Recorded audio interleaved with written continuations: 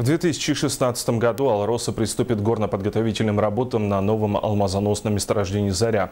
Трубка была открыта геологами Амакинской экспедиции еще в 1973 году. Сегодня к месторождению ведется отсылка подъездной дороги. К эксплуатации на алмазной трубке готовится и специализированная техника, рассказывает Оксана Мезенцева. В течение 2015 года на трубке «Заря» ведутся подготовительные работы, в которых задействованы специалисты различных строительных организаций. Ведется строительство линий электропередач, отсыпка подъездной дороги. Ведь уже в 2016-м здесь планируется начать горно-подготовительные работы. Чтобы дойти до кимберлита, специалистам понадобится от 4 до 5 лет. С крыши составит порядка 20 миллионов кубических метров горной массы. Алмазоносная «Заря» – эквивалент трубки «Комсомольская», которая сегодня находится на завершающей стадии отработки.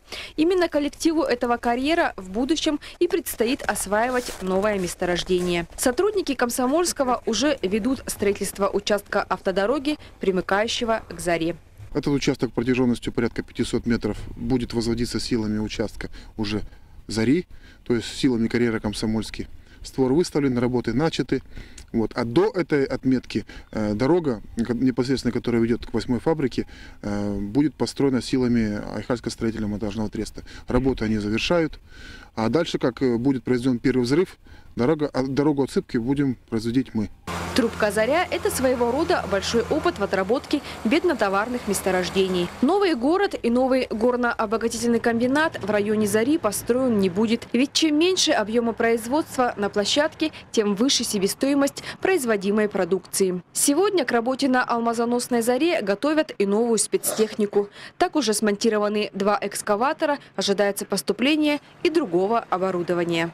В течение 2016 года нам подойдет еще 2 СБШ отечественного производства, 2 тяжелых бульдозера, тоже отечественного производства, и 2 колесных импортного производства. Также ожидаем в летний период поставку шведского погрузчика «Вольво».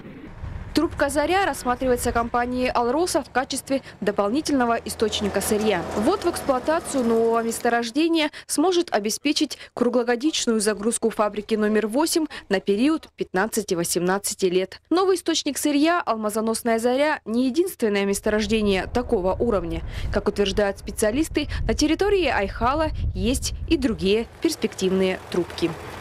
Оксана Мезенцева, Александр Домонтович, телерадиокомпания «Алмазный край».